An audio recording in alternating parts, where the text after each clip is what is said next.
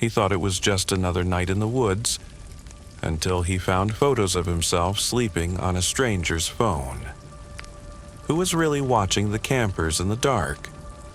Stay tuned, because what happened next will haunt you.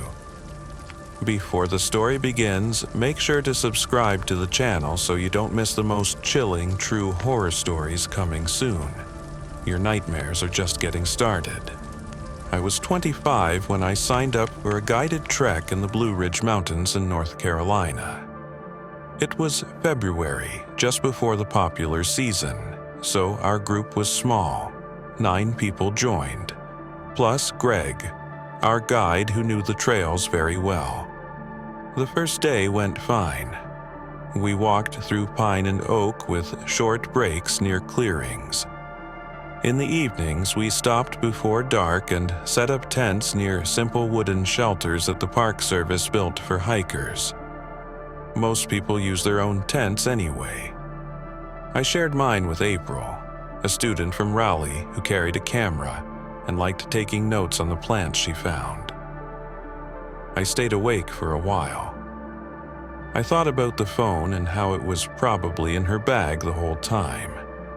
Small things get lost fast when everyone shares one spot for gear and food. Before I fell asleep, I heard someone unzip a tent a few steps away. Then the sound of shoes on dry grass. In the morning, we found out something had moved through camp that night while we slept. When the sun rose, everything was silver with dew, and a thin mist drifted over the grass between our tents. It felt colder than the night before, and the usual morning chatter was replaced by an uneasy silence. I noticed how the air was heavy, and birds that had filled the clearing with noise the day before seemed strangely quiet. In the pale light, April checked her bag again, but the phone was still missing. She looked upset but barely spoke. Greg moved quickly that morning, urging everyone to pack up. He said the next part of the trail climbed higher through thick forest, and we needed to reach the next campsite before dark. We left the clearing single file, the ground still damp and our boots sinking into patches of soft earth. No one joked or talked like before. April kept glancing over her shoulder, and even the usual sounds of wind in the branches felt sharper, like something was listening. About an hour into the hike, Marcus, who was at the end of the line, suddenly called out for Greg to stop. When we gathered around him, he held up his phone, his face tight with worry. "There are new photos on here," he said quietly, but I didn't take them. The group went silent. He turned the screen so we could see 10 pictures, all dark and blurry, but clearly showing our tents from the outside, and a few shots of people sleeping in their bags. One photo was of my tent from the flap, with me and April inside, turned away. Greg asked Marcus if he'd left his phone out, but Marcus shook his head. He always zipped it into his side pocket at night. Lisa, who was walking just ahead, checked her own phone. Her hands trembled as she scrolled. She found 3 new photos too, close-ups of her sleeping bag, so close you could see the pattern on the fabric. Her face went pale. She was certain she'd left her phone deep inside her backpack. The forest suddenly felt much larger, the trees pressing in. Greg told everyone to keep their phones in their big packs from now on.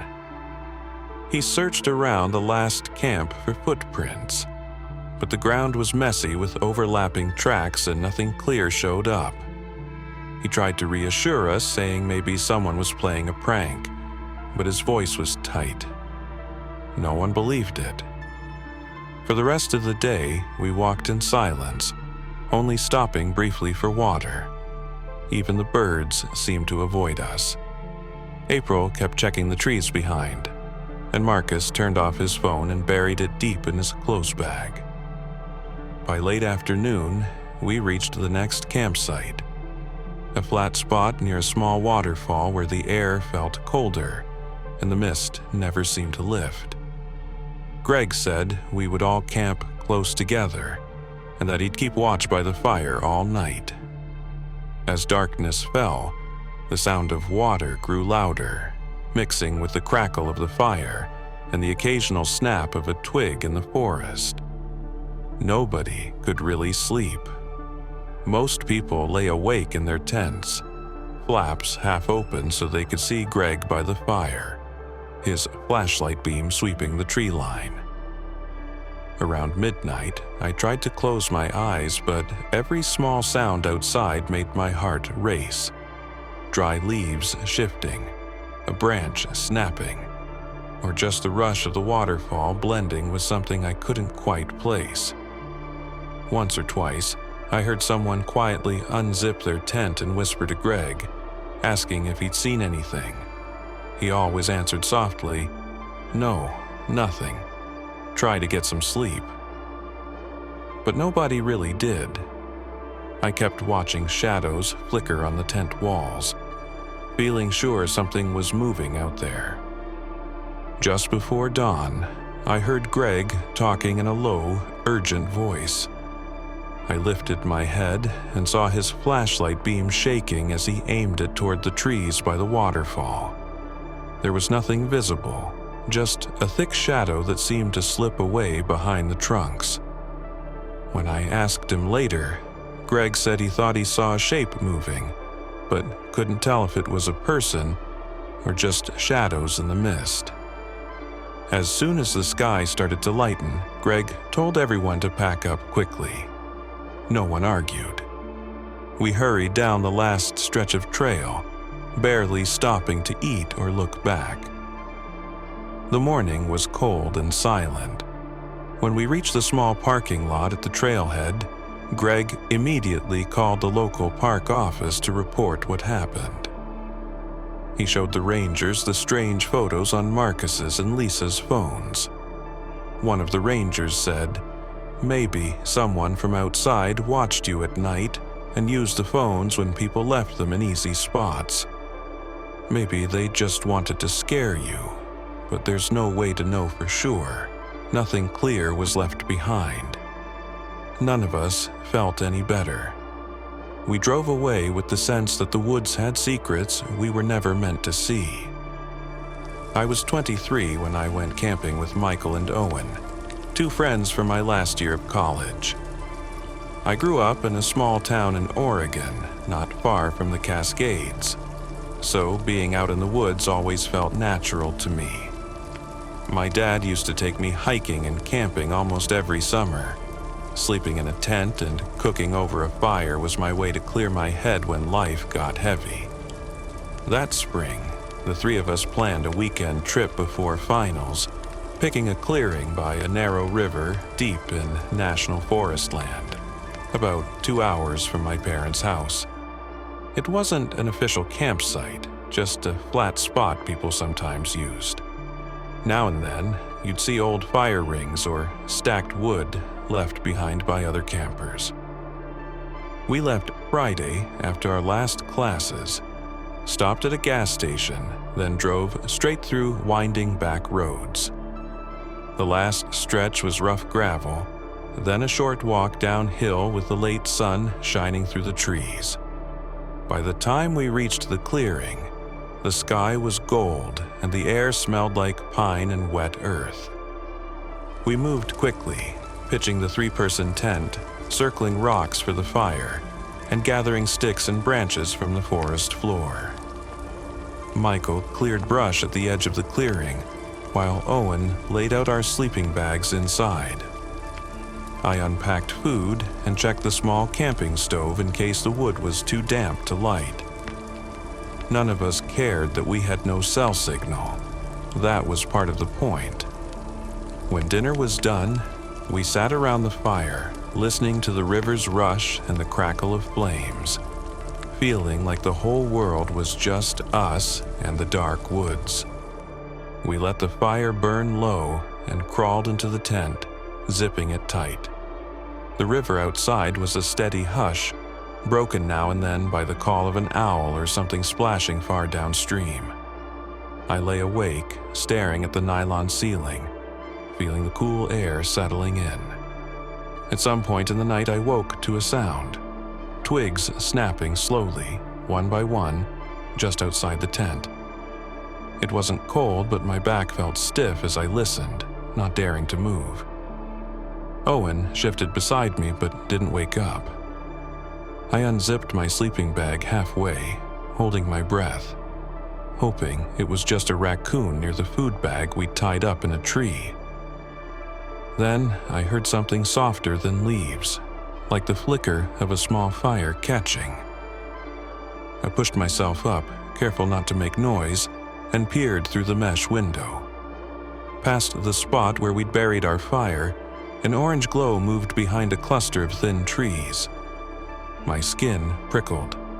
We had put out the fire completely. I reached over and shook Michael awake. He blinked, then followed my gaze. At the far side of the clearing, right near the tree line, a small fire burned. Fresh logs stacked neatly beneath orange flames. In front of the fire, someone sat on the ground with their knees drawn up, back facing us. Owen woke, saw it too, and whispered, "Who is that?"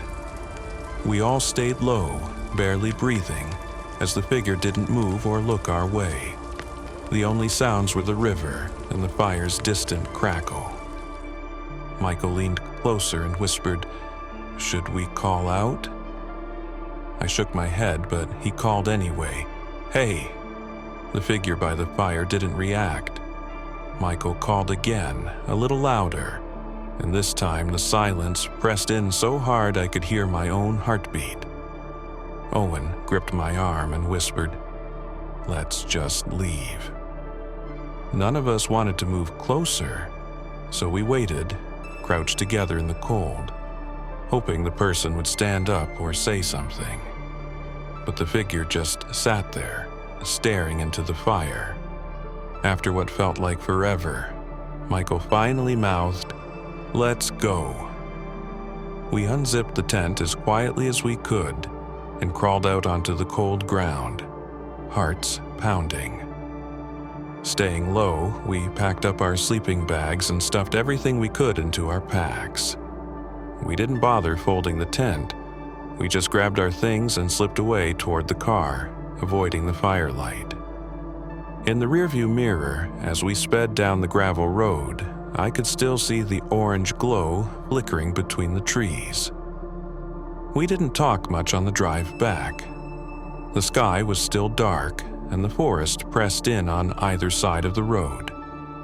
Only when we reached the edge of town did anyone say a word.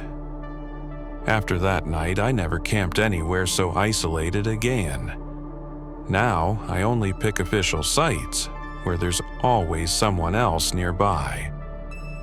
Sometimes I think about that figure by the fire, sitting perfectly still in the dark, and wonder what would have happened if we'd gotten closer. Sometimes the scariest things don't hide in old ghost stories or deep in our imagination.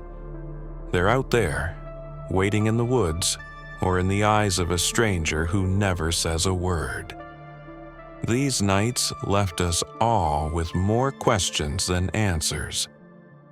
What would you do if you saw a silent figure by the fire or found someone had watched you while you slept? Trust your instincts, listen to the silence, and never ignore that feeling in your gut. If you've ever experienced something you can't explain, share it in the comments. You never know whose story you might help